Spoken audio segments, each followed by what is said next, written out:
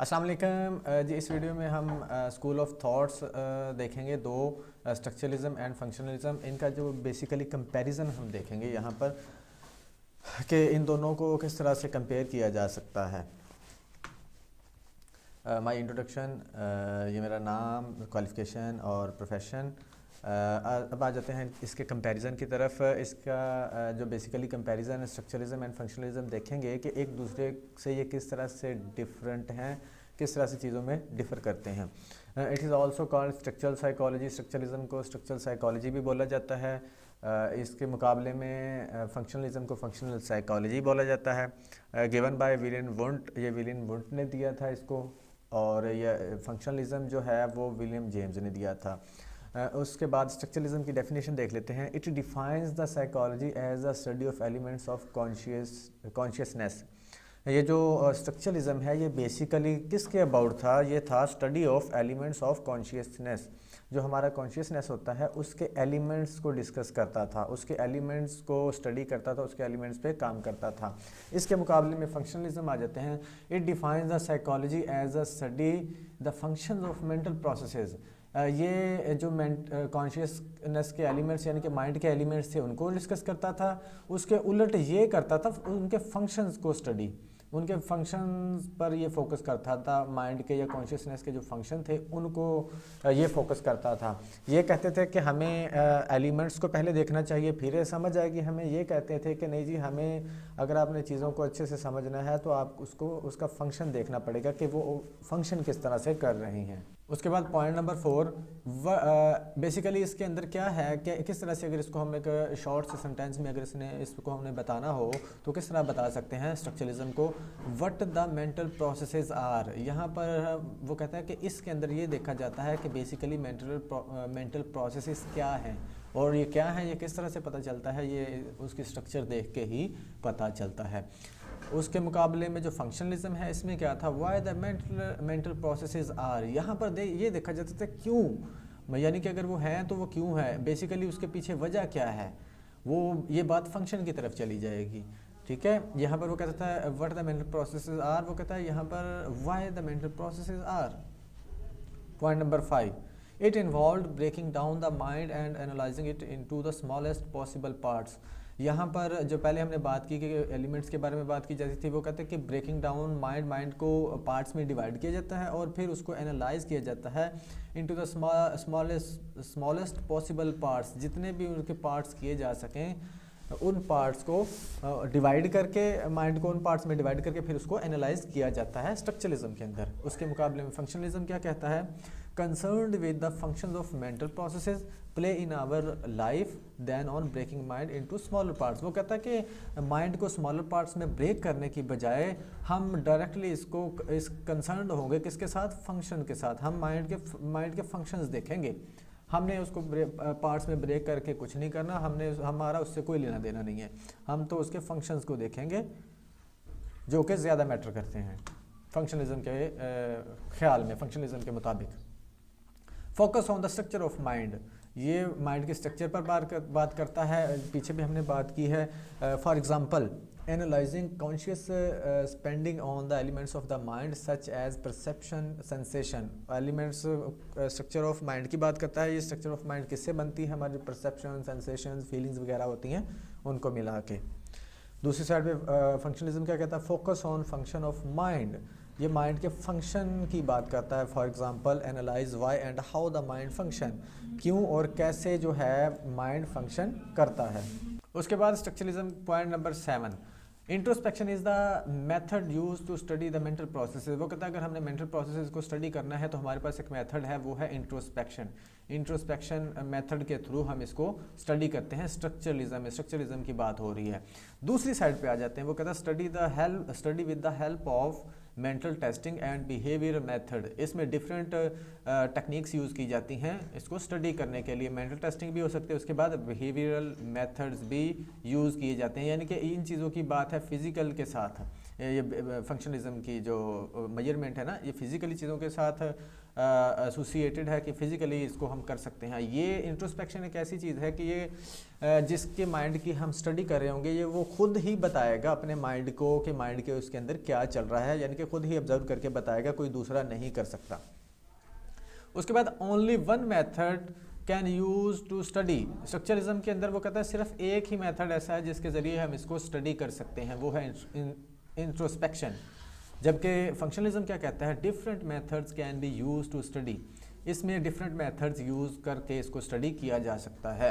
क्योंकि यहाँ पर ऑब्जर्वेशन होती है, फंक्शन की बात की जाती है, तो इसमें मुख्तलिफ मेथड्स, डिफरेंट मेथड्स यूज़ किए जा सकते हैं इसको स्टडी करने के लिए। Point number 9, it is too subjective that's why lack of reliability means it puts focus on the internal behaviour of mind which cannot be observed and measured. वो कहते हैं कि ये सब्जेक्टिव है बहुत ज़्यादा, इस वजह से ये इसकी रिलायबिलिटी नहीं होती, बहुत थोड़ी रिलायबिलिटी होती है, ज़्यादा इसको रिलायबल नहीं माना जाता। मिसाल के तौर पर वो कहता है कि क्योंकि ये इंटरनल बिहेवियर होता है, इंटरनली इसको स्टडी किया जाता है, तो सिर्फ वही स्टडी कर सकता है, वही ऑब्जर्व कर सकता है जिसके माइंड की बात हो रही है, कोई और नहीं कर सकता है। इसको इसलिए बोला जाता है कि ये सब्जेक्टिव है, इसलिए इसकी रिलायबिलिटी नहीं होती। दूसरी साइड पे फंक्शनलिज्म क्या कहता है, it puts focus on objective matters and ignore the subjectivity of individual thought processes.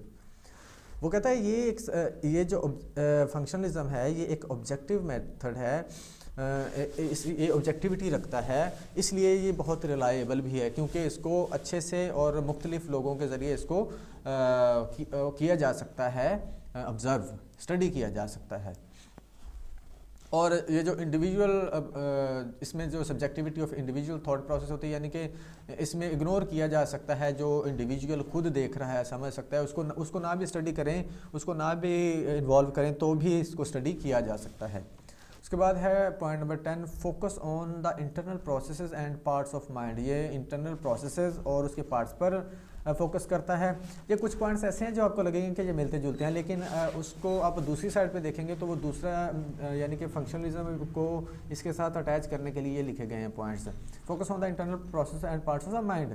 Functionalism क्या कहता है, focus on the adaptation of mind to the different environment. वो कहता है कि यहाँ पर इंटरनल प्रोसेस और पार्ट्स की बात की जाती है, यहाँ पर बात की जाती है कि हमारा जो माइंड है वो किस तरह से अडेप्ट करता है, किसको लेके, इन्वायरमेंट को लेके। जो जिस तरह का इन्वायरमेंट होगा उस हिसाब से वो कैसे अडेप्ट करेगा, कैसे बिहेव करेगा, कैसे बिहेवियर शो करेगा, यानी कि इन्वायरमेंट के हिसाब से इसमें ये फोकस किया जाता है।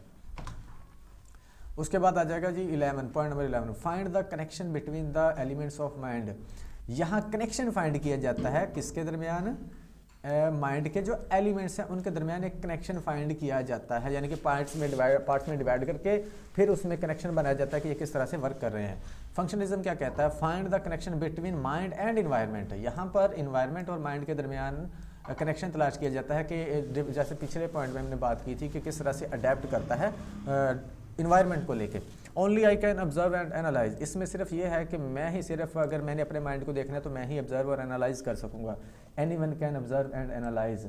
तो इसमें जो होता है फंक्शनलिज्म में, कोई भी इसको ऑब्जर्व कर सकता है, कोई भी इसको एनालाइज कर सकता है, क्योंकि ये शो हो रही होती हैं चीज़ें, इसलिए इसको ज़्यादा ऑथेंटिक माना जाता है। स्ट्रक्चरलिज्म की अपनी जगह पर वैल्यू है, अपनी जगह पर अहमियत है, लेकिन फंक्शनलिज्म की भी अपनी जगह पर अहमियत है। Can't study the children and animals. यहाँ पर एक और इसमें लूप था, वो कहते हैं ना कि एक लूप होल था कि ये चिल्ड्रन और एनिमल्स को स्टडी नहीं कर सकता, क्योंकि चिल्ड्रन अपने मेंटल प्रोसेसेस के बारे में बता नहीं सकते, और एनिमल्स तो आपको पता है वो तो बिल्कुल ही नहीं बता सकते, इसलिए ये भी इसमें लूप होल था। जबकि इसमें क्या है, इसमें चिल्ड्रन और एनिमल्स को हम स्टडी कर सकते हैं, उसको ऑब्जर्व कर सकते हैं फंक्शनलिज्म के अंदर, क्योंकि इसमें ऑब्जर्वेशन की बात होती है। लैक ऑफ वैलिडिटी, इसकी वैलिडिटी नहीं होती, क्योंकि ये सिर्फ एक ही मेथड इसका यूज़ होता है स्टडी के लिए, और एक ही इंडिविजुअल बता रहा होता है हमें, तो इसमें इसलिए इसकी वैलिडिटी भी कम है वैलिडिटी, इसकी वैलिडिटी ज़्यादा होती है क्योंकि ये एक ऑब्जेक्टिव मेथड है स्टडी का।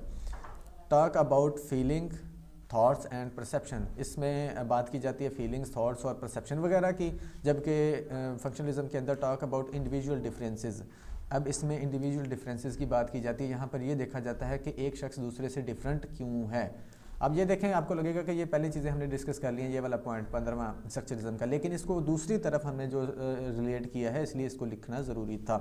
ये बात करता है इंडिविजुअल डिफरेंसेस की, इन्वॉल्व इन डेप्थ स्टडीज़, जहाँ पर हमने डेप्थ में जाकर स्टडी करनी होती है एक इंडिविजुअल की, वहाँ पर स्ट्रक्चरलिज्म यूज़ होगा। Involve in long term studies, ये लॉन्ग टर्म स्टडीज़ में यूज़ होता है फंक्शनलिज्म।